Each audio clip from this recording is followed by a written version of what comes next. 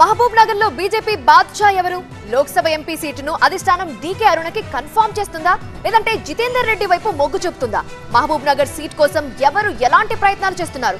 అసలు అధిష్టానం ఆలోచన ఎలా ఉంది? మహబూబ్ నగర్ ఎంపీ సీటు ఇప్పుడు హాట్ టాపిక్ గా మారింది. ఫస్ట్ లిస్ట్ లో ఎవరి పేరు రాకపోవడంతో సస్పెన్స్ నెలకొంది. నాకంటే నాకే వస్తుందంటూ అటు డీకే అరుణ, ఇటు జితేందర్ రెడ్డి ఇద్దరు బహిరంగంగానే మాట్లాడుతున్నారు. అధిష్టానంపై నమ్మకముందంటూ సేమ్ స్క్రిప్ట్ చదువుతున్నారు. కార్యకర్తలు, అభిమానులతో వరుస సమావేశాలు నిర్వహిస్తూ ఇరువురు ప్రచారానికి సిద్ధమవుతున్నారు. బీజేపీ జాతీయ ఉపాధ్యక్షురాలైన డీకే అరుణకు ఫస్ట్ జాబితాలో సీటు కన్ఫర్మ్ కాకపోవడం కొంత ఆశ్చర్యానికి గురిచేసింది. పార్లమెంటుకి పోటీ చేయాలని అసెంబ్లీ సీటు త్యాగం చేసిన ఆమెకు సీటు కన్ఫర్మ్ అవుతుందనుకున్నారంతా. కానీ అనూహ్యంగా మొదటి జాబితాలో డీకే అరుణ పేరు రాలేదు. ఇప్పుడు ఆమె ఆశలన్నీ రెండో జాబితాపైనే పెట్టుకున్నారు. ఆమె సీటు విషయంలో కిషన్ రెడ్డి సహా పలువురు పెద్దలతో ఇప్పటికే మాట్లాడినట్లు తెలుస్తోంది.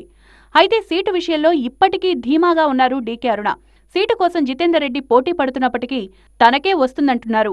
పార్లమెంటుకి పోటీ చేయాలన్న ఉద్దేశంతోనే అసెంబ్లీ సీటును జితేందర్కి వదిలేశానని పదే పదే గుర్తు చేస్తున్నారు. అంటే పార్టీ అధిష్టానానికి అన్నీ తెలుసు. అంటే మన అసెంబ్లీ ఎన్నికల్లో కూడా మహబూబ్నగర్ అసెంబ్లీ గురించి నేను అడిగినాను, మహబూబ్నగర్ పోటీ చేస్తా అని. జితేందర్ రెడ్డి గారు చేస్తారంటే నేను వదిలేశాను, దాన్ని పట్టుబట్టలేదు.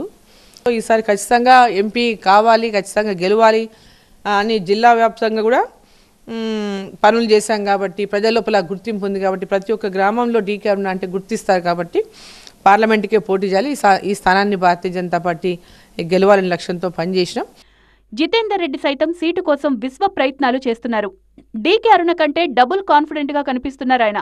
కార్యకర్తల సమావేశమైనా, ప్రెస్ మీట్ అయినా, చిట్చాట్ అయినా సీటు కన్ఫర్మ్ అంటూ ఫుల్ జోష్లో ఉన్నారు. సీటు కోసం ఢిల్లీలో పూజలు, ట్విట్టర్ వేదికగా మెసేజ్లతో అధిష్టానానికి నేనున్నానంటూ హింట్లిస్తున్నారు.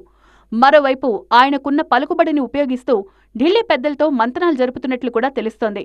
ఇక రెండో లిస్ట్ రిలీజ్ కావడమే ఆలస్యం, పేరు పక్కా, తేలుస్తా అందరి లెక్క అన్నట్లు వ్యవహరిస్తున్నారు జితేందర్ రెడ్డి. మొత్తంగా మహబూబ్ నగర్ ఎంపీ సీటు విషయంలో సస్పెన్స్ కొనసాగుతోంది.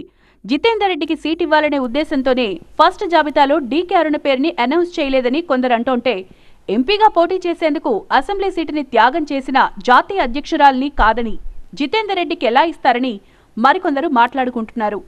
మరి సస్పెన్స్ కు తెరపడాలంటే బీజేపీ రెండో జాబితా రిలీజ్ కావాల్సిందే.